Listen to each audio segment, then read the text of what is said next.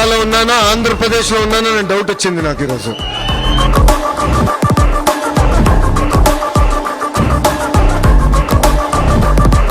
అందరూ మిమ్మల్ని ఎన్ఆర్ఐలు అంటారు. ఎన్ఆర్ఐలు అంటే నాన్ రెసిడెంట్ ఇండియన్స్.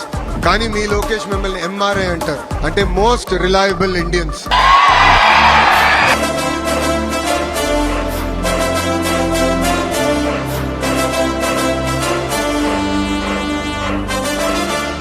కేవలం జాబ్ సీకర్సే కాదు, జాబ్ క్రియేటర్స్ గా కూడా మనం తయారవ్వాల్సిన అవసరం మనందరి పైన ఉంది. దానికోసం రతన్ టాటా ఇన్నోవేషన్ హబ్ కూడా మీకు అండగా నిలబడుతుంది. మీ ఇన్నోవేటివ్ ఐడియాస్ ని పెద్ద ఎత్తున ప్రోత్సహించడానికి కూడా మేము సిద్ధంగా ఉన్నామని ఈ సభాముఖంగా మీ అందరికి తెలుపుకుంటున్నా.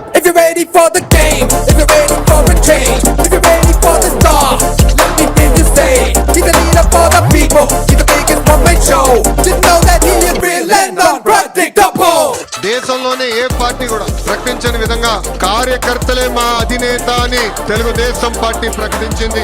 లీడర్స్ వస్తారు వెళ్తారు, కానీ కార్యకర్తలే తెలుగుదేశం పార్టీకి సొంతం. వాళ్ళకి అధికారంతో సంబంధం లేదు. అన్నగారిని చూసినా, ఆ పసుపు జెండను చూసినా మనకి ఎక్కడ లేని ఎమోషన్.